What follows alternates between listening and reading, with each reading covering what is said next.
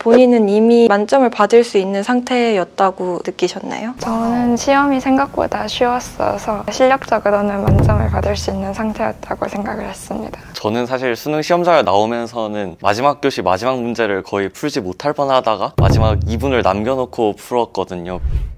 안녕하세요. 저는 2025학년도 시대인재 명예의 전당 인터뷰 MC를 맡게 된 24학년도 수능 만점자 유리아입니다. 오늘은 시대인재 출신으로 25학년도 수능 만점을 받으신 두 분과 함께 이야기를 나눠보려고 하는데요. 이번 만점자들은 굉장히 특별하다고 합니다. 이번 수능에서는 수능 역사상 처음으로 2과목을 2개 선택한 투투 만점자가 2명이나 나왔다고 하는데요. 지금부터 두 분과 함께 이야기를 나눠보도록 하겠습니다. 일단 먼저 각자 자기소개 한번 해주실 수 있을까요? 안녕하십니까. 2025학년도 수능 만점자 이승현입니다. 안녕하십니까. 2025학년도 수능 만점자 김소윤입니다.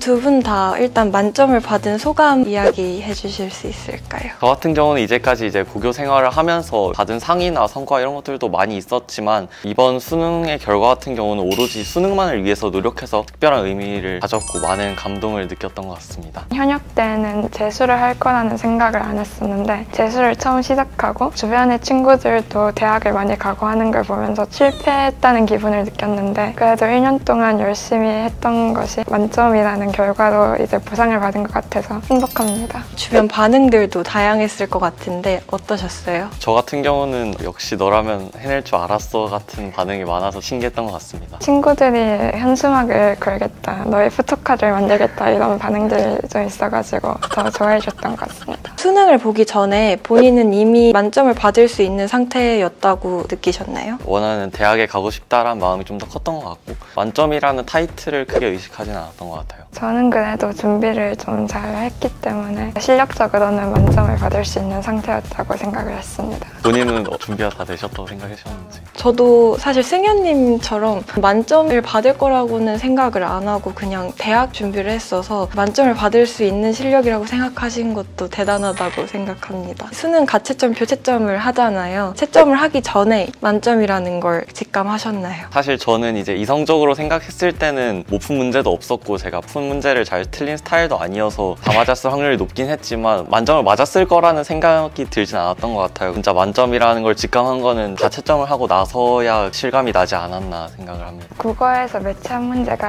헷갈렸어가지고 나머지는 이제 실수만 없었다면 다 맞았을 것이라고 생각했습니다. 사실 저도 작년 수능을 보고 나왔을 때 힘들었어서 제가 만점을 받았을 거라는 생각을 못 했었는데 두 분 다 정말 대단하신 거라고 다시 한번 느끼게 되네요. 수능 시험장에 나오시면서 어떤 생각이나 어떤 기분이 드셨는지 한번 말씀해 주실 수 있을까요? 저는 사실 수능 시험장을 나오면서는 마지막 교시 마지막 문제를 거의 풀지 못할 뻔하다가 마지막 2분을 남겨놓고 풀었거든요. 풀고 나오고는 굉장히 안도했던 기억이 있습니다. 저는 시험이 생각보다 쉬웠어서 좀 걱정이 되면서도 기대되는 마음도 있었고 그리고 결과하고는 상관없이 시험이 끝난 게 자체로 너무 행복했습니다. 채점을 하고 만점이란 걸 아셨을 때 그 직후의 기분은 어떠셨어요? 혹시나 국어 가채점표가 틀렸을까 봐 조금 걱정이 되긴 했었는데 그래서 실제로 다시 시험지를 당일 밤에 인터넷에서 찾아서 풀어봤거든요. 신기하게도 모든 정답 선지가 형광펜 칠한 것처럼 눈에 들어오면서 정답의 근거까지 전부 다 한 번에 떠오르더라고요. 아 진짜 잘 대비해서 공부했었구나. 다시 한번 확신을 가질 수 있었습니다. 많은 스트레스들이 전부 다 씻겨나가는 듯한 그런 기분이 들었던 것 같습니다. 저는 가채점표 채점하고는 그냥 다 맞았구나 정도로 생각하고 성적표가 나올 때까지 조금 틀렸을까 봐 불안했던 것 같습니다. 두 분이 당일날 체감한 수능의 전반적인 느낌도 좀 궁금합니다. 사실 수능이 쉽다고 느껴지긴 했지만 결국 이제 상대적으로 평가되는 거기 때문에 한 문제만 틀려도 타격이 크겠구나라고 생각했던 것 같아요. 국어랑 수학은 풀면서 조금 전반적으로 쉽다고 느껴졌고 다른 모의고사들에 비해서 조금 몇 문제만으로만 최상위권을 변별하는 느낌이 조금 있었던 것 같고요. 탐구는 작년보다 탐구가 조금 더 어려웠던 것 같습니다. 제가 사실 이제 시험장에서 쉬는 시간에는 다른 사람들 답 맞추는 걸 듣지 않기 위해서 이제 귀마개를 끼고 있었거든요. 그런 와중에도 이제 제가 양치하러 가는 길에 누군가 수학 문제를 답을 맞추는 걸 들어버렸는데 제가 생각한 답이랑 다르더라고요. 그걸 듣자마자 화들짝 놀라가지고 제가 다시 자리로 돌아와가지고 다시 그 문제에 대해서 복기를 해봤는데 들은 답이 절대 나올 수 없다라는 생각을 하고 나서야 이제 다시 한번 안심을 했던 것 같고요. 그리고 또 제가 마지막 교시의 마지막 과목이었던 생명과학 2에서 제일 어려운 문제였던 마지막 문제를 못 풀 뻔했었는데 그 문제만을 남겨놓고 8분이 남은 상태였거든요. 6분 동안이나 풀었는데 답을 못 내고 있어가지고 이 문제만 풀면 되는데 라고 생각을 하고 있었는데 그제서야 제가 확인하지 않은 케이스가 하나 있는 게 딱 보이는 거예요. 답을 낸 순간은 진짜 해냈다라는 생각이 들었던 것 같습니다. 수능날 점심으로 각자 무엇을 드셨는지 많은 분들이 궁금해하실 것 같아요. 저는 아마 콩나물국이랑 장조림 같은 반찬들을 챙겨왔었는데 제가 막상 시험장에서는 거의 먹지 못하고 남겼었던 기억이 있거든요. 혹시 두 분은 이번 수능에서 뭘 챙겨가셨나요? 저는 메뉴로 순두부찌개를 준비해 갔었는데 그 이유가 제가 제일 좋아하는 한식이기도 했고 그리고 이전에도 이제 중요한 시험에 도시락을 싸갈 일이 있으면은 이제 순두부찌개를 계속 먹어왔었기 때문에 이번 수능 때도 기운을 몰아받기 위해서 순두부찌개를 싸갔었습니다. 저는 점심에는 유부초밥하고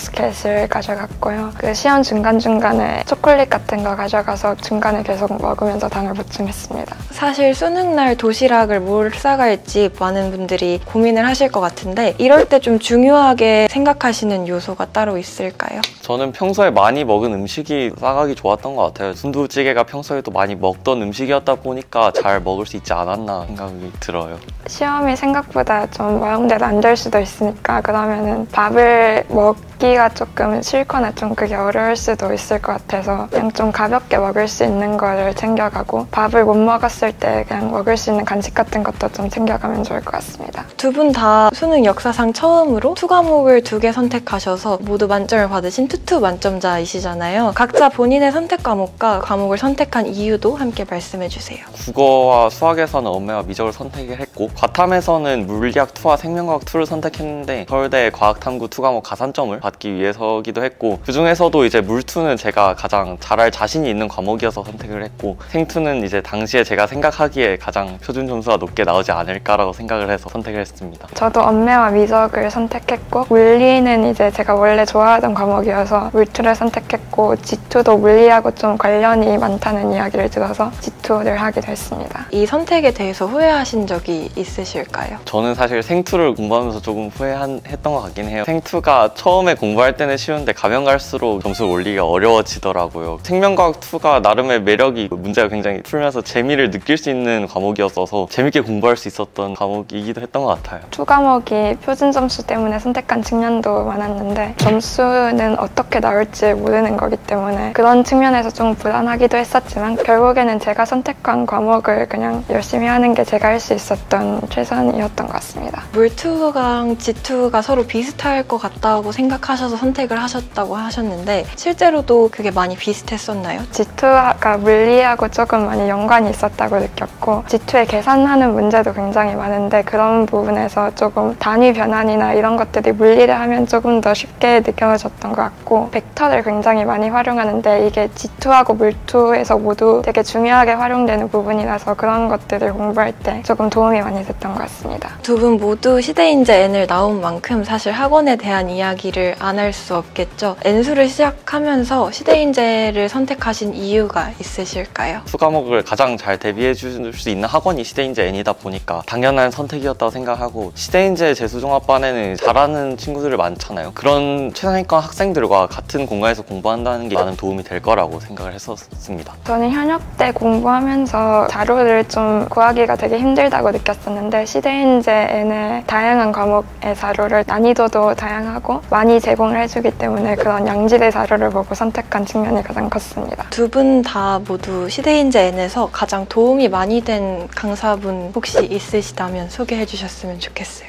국어 과목을 가르쳐 주신 선생님들께 굉장히 많은 도움을 받았는데요. 일단 문학의 황영일 선생님과 독서의 손창빈 선생님 수업을 제종해서 들었었는데 이제 두 분 다 각각의 갈래를 푸는 데 있어서 어떤 식으로 공부해야 하고 어떤 식으로 풀어야 하는지에 대한 가르침을 많이 주셨던 것 같고, 김은양 선생님 수업을 들었었는데 김은양 선생님께서는 처음 국어 공부를 시작할 때부터 어떻게 이제 기초를 닦아야 하는지에 대한 부분을 굉장히 탄탄하게 잡아주셔서 이제 세 분 모두가 큰 도움을 주셨기 때문에 좋은 결과를 얻을 수 있지 않았나 생각을 합니다. 네, 저는 강기원 선생님 수업을 현역 때는 단과로 듣고 올해 재수종합반에서 들었었는데, 강기원 선생님께서 조금 문제를 풀 때 복잡한 스킬을 쓰신다기보다 자연스럽게 해야 되는 생각들을 하면서 문제를 좀 쉽게 풀 수 있게 많이 도움을 주신 것 같습니다. 사실 저도 재종 때 손창빈 선생님 수업을 들었었고 현역 때 강기현 선생님 단과를 들어본 입장으로서 많이 공감이 되는 이야기인 것 같네요. 뒤에 사실 시대인재에서 배부되는 컨텐츠들을 몇 개 많이 가져와 봤거든요. 여기서 혹시 시대인재에서 가장 도움이 많이 되었던 컨텐츠가 있다면 설명해 주셨으면 좋겠어요.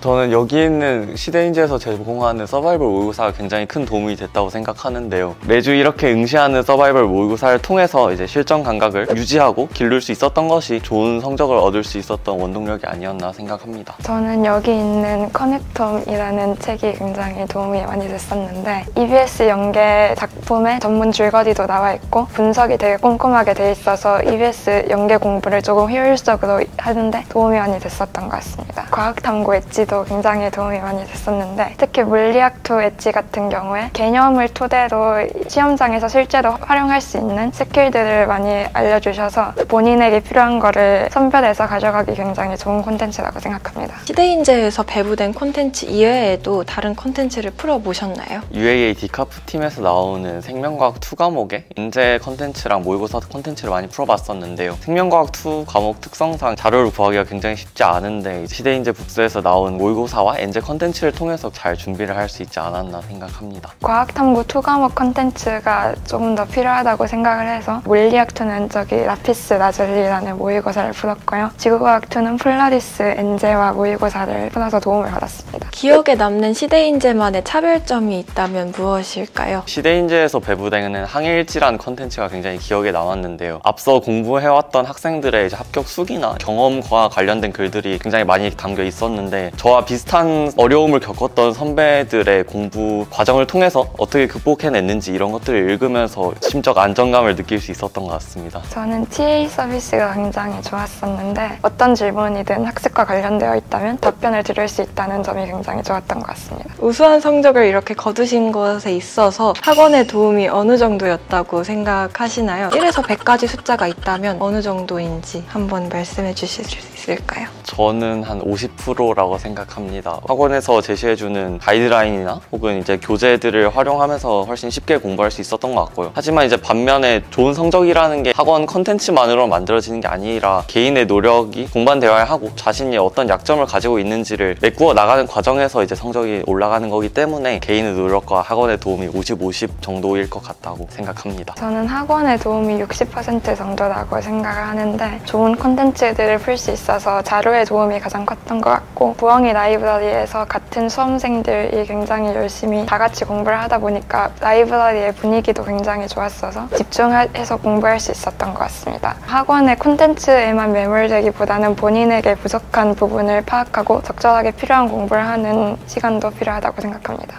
시대인재에서 공부하면은 과습실 안에서는 서로 대화를 하지 못하기 때문에 서로 다른 친구들과 친해질 수는 없었지만 1년 동안 같은 한 공간에서 공부하는 만큼 서로 오고 가면서 얼굴도 마주치면 내적 친밀감도 생기고 속으로 다른 친구들 응원도 해주고 그랬던 기억이 있습니다.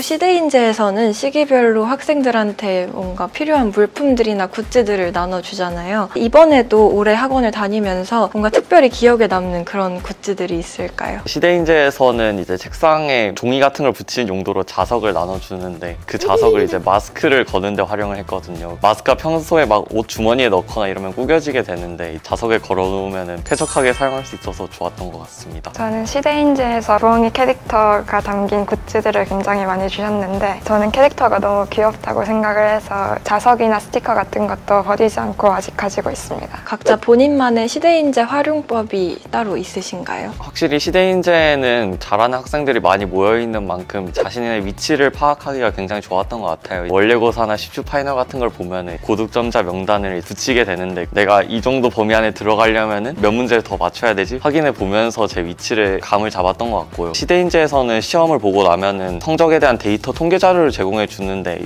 이 선지는 왜 다른 학생들이 많이 틀렸을까 이런 걸 고민해 보면서 그런 식으로 사고 과정을 교정하는 데 도움을 많이 받았던 것 같습니다. 자료도 굉장히 많이 주시고 수업도 굉장히 많이 들을 수 있는데 자료들 중에서 본인에게 부족한 부분을 조금 파악을 해서 필요한 자료를 적절하게 선별을 해서 이용하는 과정이 조금 중요한 것 같습니다. 그리고 시대인재에서 서바이벌이나 원래고사 같이 시험을 굉장히 많이 보는데 그거에 점수에 하나하나 신경을 쓰기보다는 보완할 점만 잘 찾아서 활용하고 공부에 반영하는 게 좋은 것 같습니다. 지금까지 2025학년도 수능 만점자분들과 함께 생생한 수능 당일의 이야기부터 학원 생활 이야기까지 같이 한번 나눠봤는데요. 두 분 모두 시대인재를 잘 활용하신 덕에 이렇게 최고의 결과를 얻어내셨다고 생각합니다. 다음 영상에서는 본격적으로 두 분의 공부법과 생활 루틴을 알아보며 수능 만점의 비결을 좀 파헤쳐보는 시간을 가지도록 하겠습니다. 감사합니다. 공부에서 재능이 어느 정도 비중을 차지한다고 생각하세요? 재능이 차지하는 비중을 수치로 말을 하자면 된다고 생각을 하고 같은 노력을 해도 그것이 결과로 드러내는 속도를 높여주는 게 재능이라고 생각합니다.